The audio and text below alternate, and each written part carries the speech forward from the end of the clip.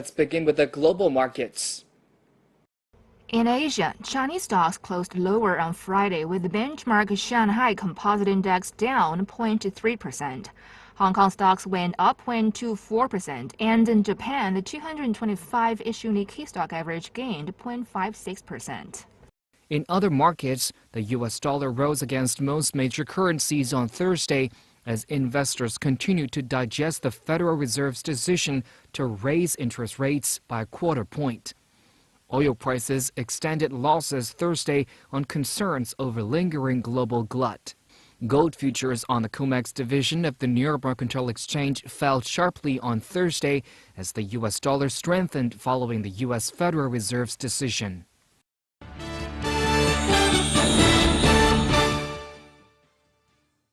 Now let's take a look at the U.S. stocks. We have Wang Naishui in New York with the latest.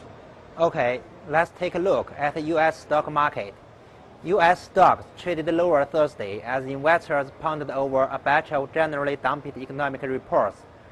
In the week ending June 10th, the advance figure for seasonally adjusted initial claims was 237,000, a decrease of 8,000 from the previous week's unrevised level, said the U.S. Labor Department Thursday.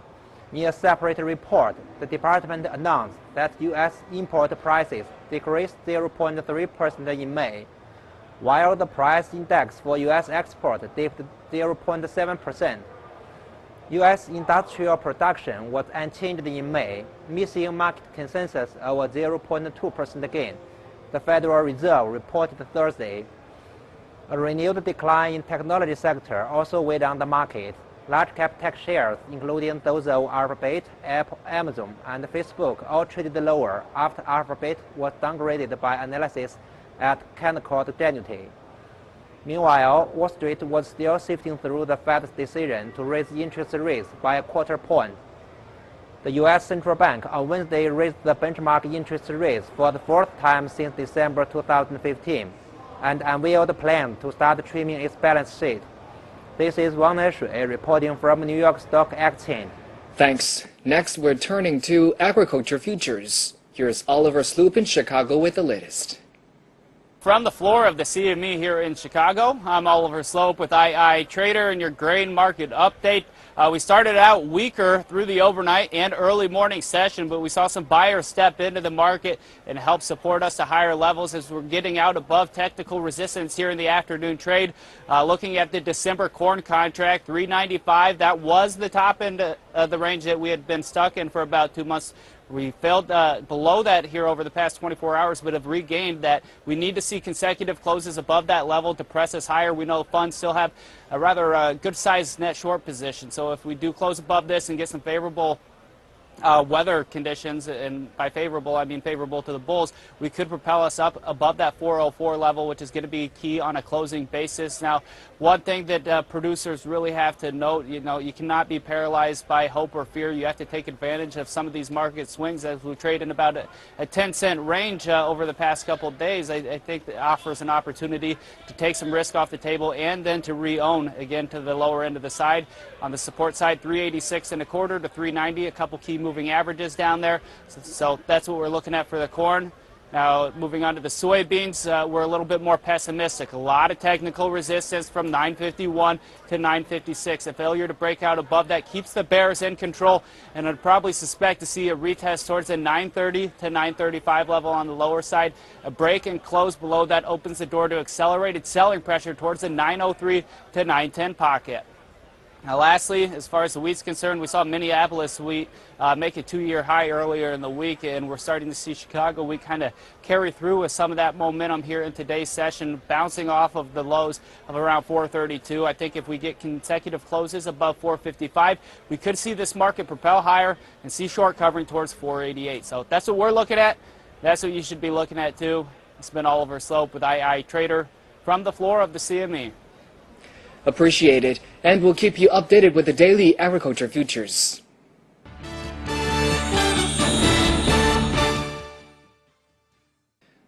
More than 30 scholars from China and the U.S. have met in New York to discuss the bilateral relationship between the world's two largest economies. Organized by the Asia Society, the event pulled a number of high-profile figures all discussing how China and the U.S. can work together more. The event focuses on a series of Sino-U.S. topics, including economic relations, cooperation, global economic governance, and the 100-day plan. I see there is great wisdom in what our Chinese friends, led by Mr. Zhao and C.H. Tung and his delegation and the ambassador, in embarking upon a series of open public consultations in order to explain China's aspirations, but also to hear the questions which are being put honestly and openly by our friends in the United States as well. Chinese ambassador to the United States, Cui Tingkai, said how the two countries manage their economic relations will affect the prospects of the global economic growth. We have to keep in mind that our economic relationship is mutually beneficial in nature. Our two economies are so interdependent, and the interdependence is still growing. So there is no zero-sum game. Trade war is no option. Currency war is no option. Unilateral protectionism is no option either. Of course, there will be some competition between us. This is always the case. But such competition should make both of us better and stronger. It should not exclude cooperation. It should not aim at eliminating competitors. Because without competitors, you lose your own competitiveness. Rather than rivalry, Cui said the two countries should focus on cooperation both together and with the wider world. It is a choice between connectivity and separation. And China stands for connectivity, as manifested by the Belt and Road Initiative. This connectivity is not only about linking our infrastructure, roads and bridges together, but also about policy, trade, financial flows, and people-to-people exchanges. This connectivity will make it possible for us to build stronger bonds among nations and really join hands to respond to the growing global challenges that transcend national boundaries. The Chinese delegation mentioned the enthusiasm of Chinese companies to participate in the ambitious U.S. infrastructure upgrade plan, whilst the U.S. side showed interest in getting more American businesses involved in the China-proposed Belt and Road Initiative. President and CEO of the Asia Society said infrastructure is not just about roads, but also about quality of human lives and the ability of societies to reduce poverty. China's really good at infrastructure. The U.S. historically understood the power of infrastructure to transform a nation from an agrarian nation to a nation that had much more capacity and a broader-based economy. And I think this is a natural place for the U.S. and China to work together. Infrastructure is about saving lives. Infrastructure is about improving the lives of the children of the world and future generations. Infrastructure can unlock human potential. The meeting was also attended by former New York City Mayor Michael Bloomberg. He said he was hopeful for the future. And I'm confident that by working together, our countries can reach and exceed the pledges that we've made. The more we work together across borders and create partnerships between businesses and governments, the stronger our future will be. Meanwhile, U.S. consumer prices unexpectedly dipped in May. The consumer price index fell 0.1% in May, down from the 0.2% rise in April. Compared to last year, prices are up 1.9%. However, this is slightly smaller increase than the 2.2% rise recorded in April. Food roughly stayed the same, rising only 0.2% in May. But it was falling energy costs which dragged down inflation, with the energy index down 2.7% for the month. After voting for higher interest rates on Wednesday, the Fed now faces a tightrope between continuing to boost interest rates and not suffocating growth in the economy and returning to falling prices. The Eurogroup has agreed to distribute a long-delayed bailout payment worth up to 8.5 billion euros to Greece. Eurogroup chief Jerome Dijsselbloem said on Thursday that the bailout marked a major step forward for Greece.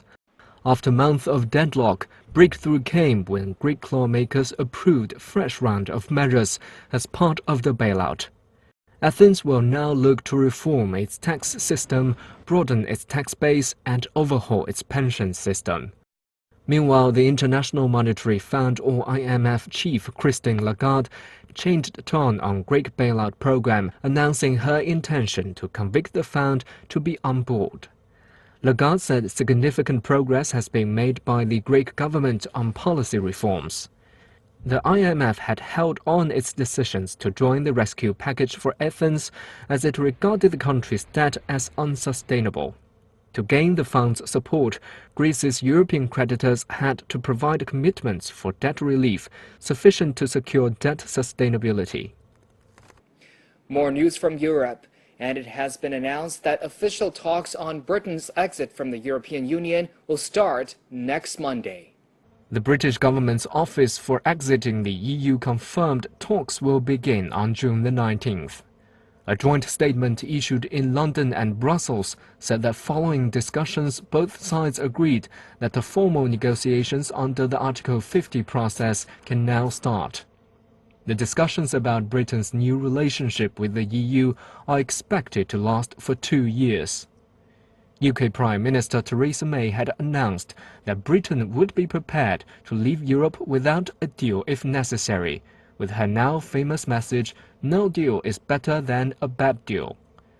But following the general election when May lost her overall majority in the House of Commons, there have been growing calls for a softer Brexit and speculation that talks could be delayed. New EU rules to end roaming charges came into force on Thursday. Now people traveling between EU countries will be able to use their domestic minutes, texts, and data from their plans back home.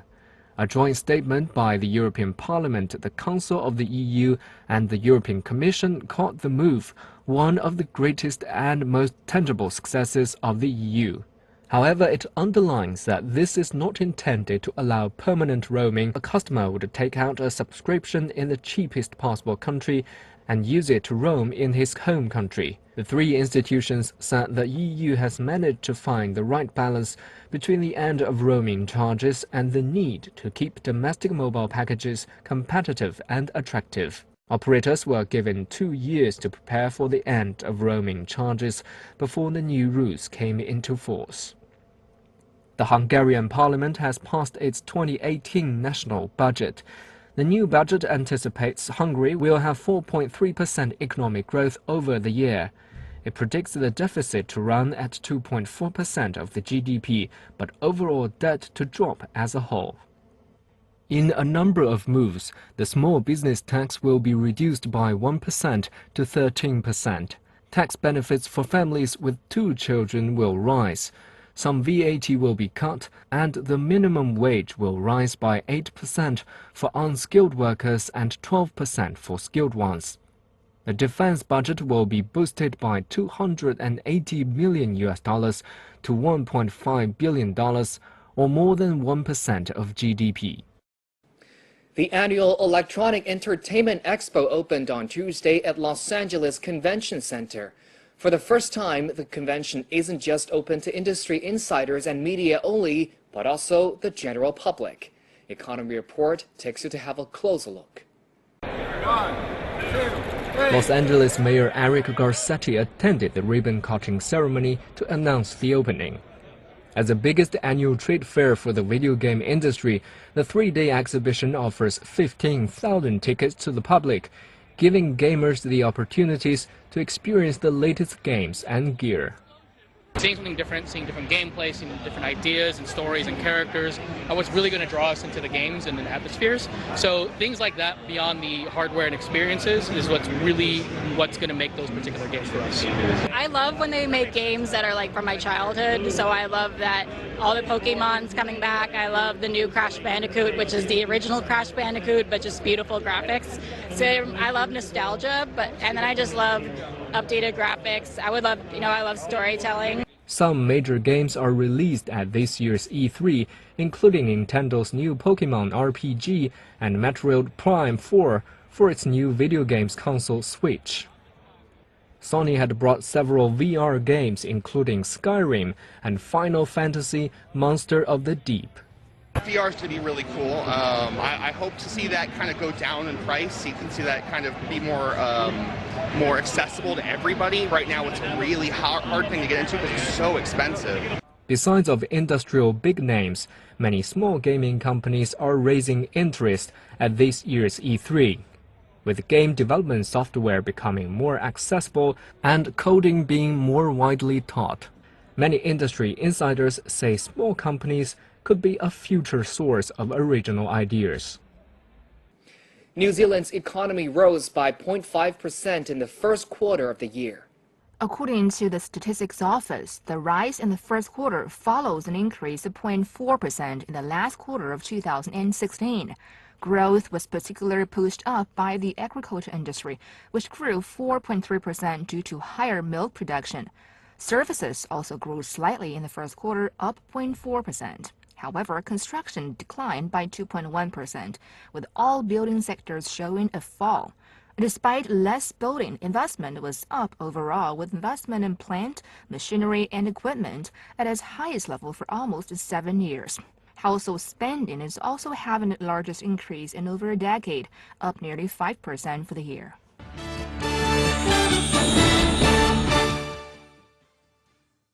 Banks in Egypt are removing limits on foreign currency transfers starting from Thursday. Since January 2014, an individual could only transfer $100,000 a year in Egypt. But banks started to lift the caps on Thursday. The country's central bank governor Tariq Amir said the decision was a step towards economic reform and attracting foreign investments. In the last year, the Egyptian government has made a number of bold moves to get its economy back on track, including floating the local currency, liberalizing the exchange rate, and gradually lifting fuel subsidies to achieve economic reform. The 2017 China-ASEAN Machinery Expo is taking place in the Vietnamese capital, Hanoi.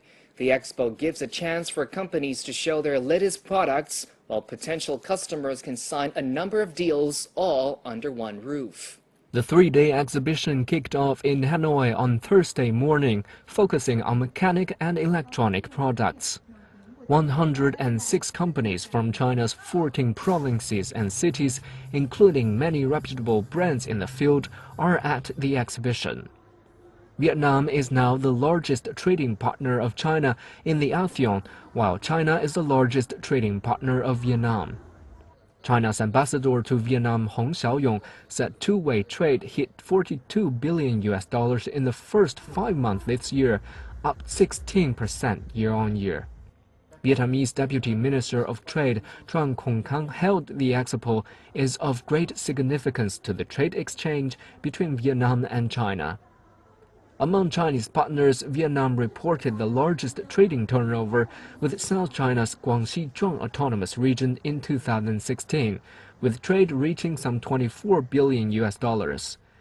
During the expo, purchasing talks will be made in the field of electronics, new energy, machinery, and accessories. And a visit to the Vietnamese industrial parks will also be launched.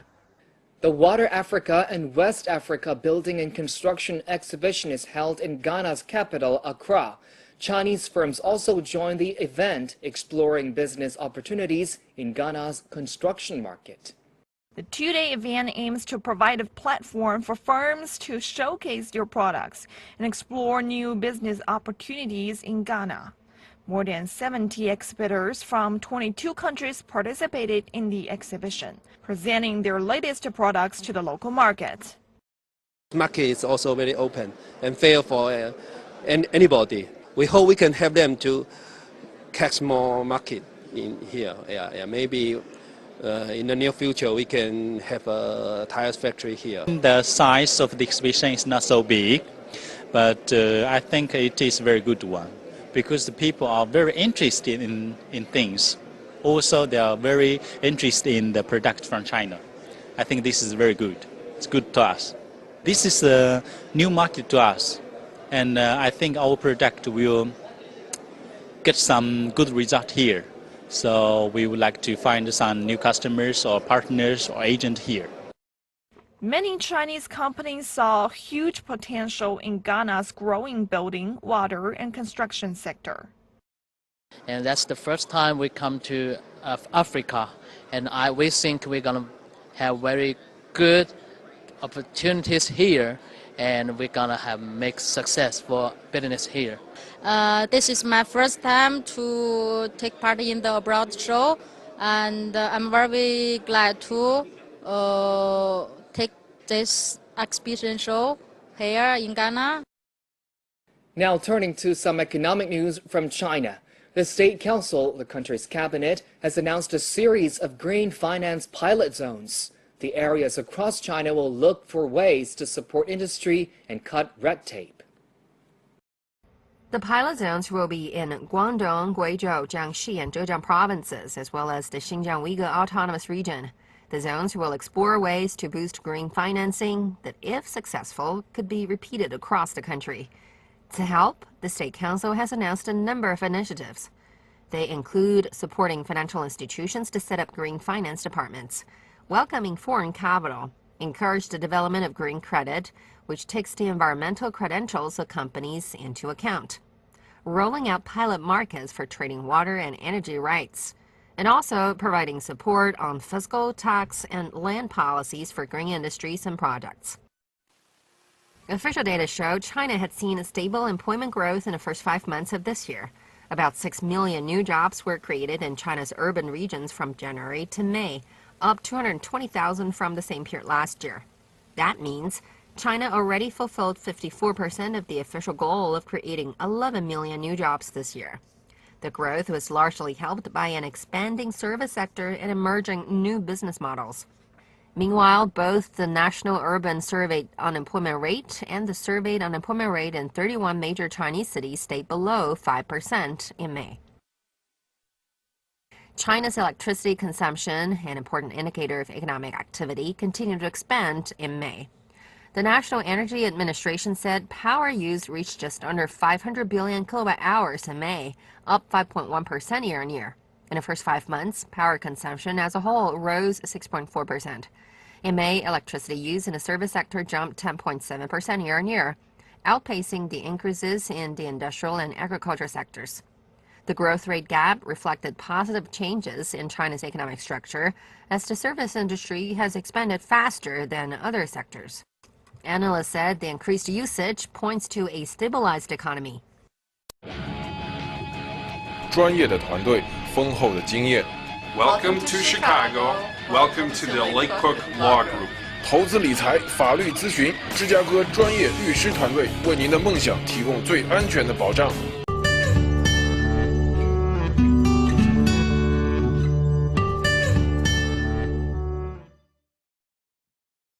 Hi, this is Little Chinese Channel, 小小中文, Lesson 24. In this lesson, we will be learning these 6 Chinese characters. From our last lesson, we learned the character Kai.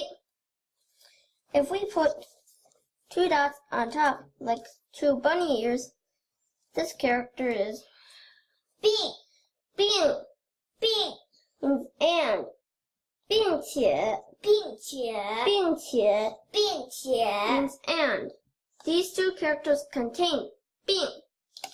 Next, we will be learning a new root character.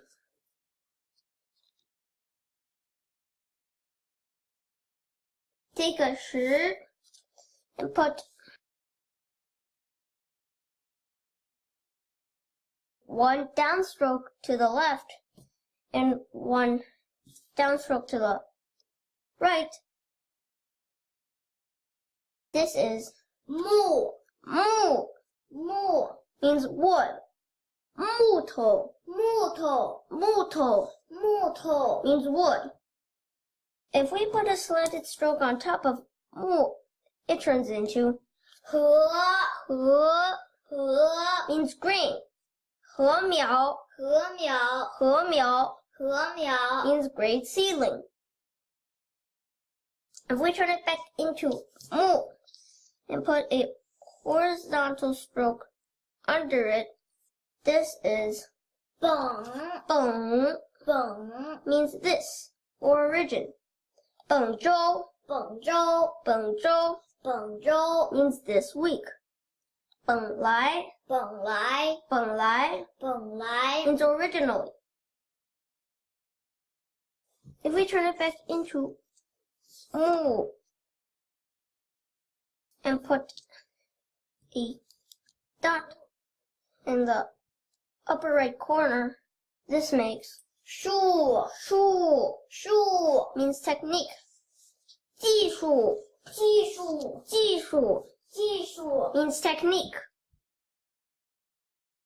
If we change this dot's direction and add a second dot in the upper left corner, this makes mi means rice.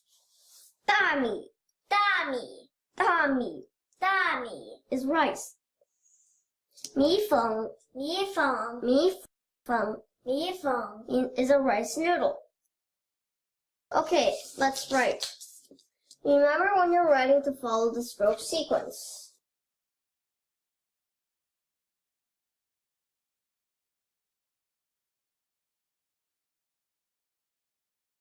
Bing.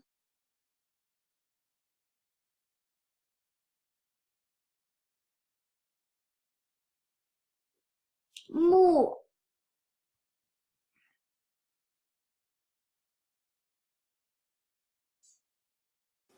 和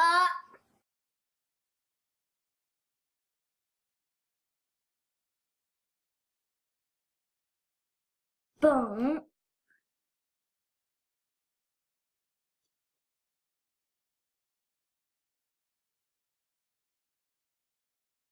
树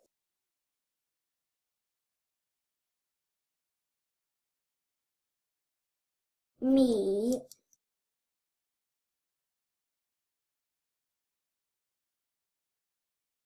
Bye-bye, love. This is done.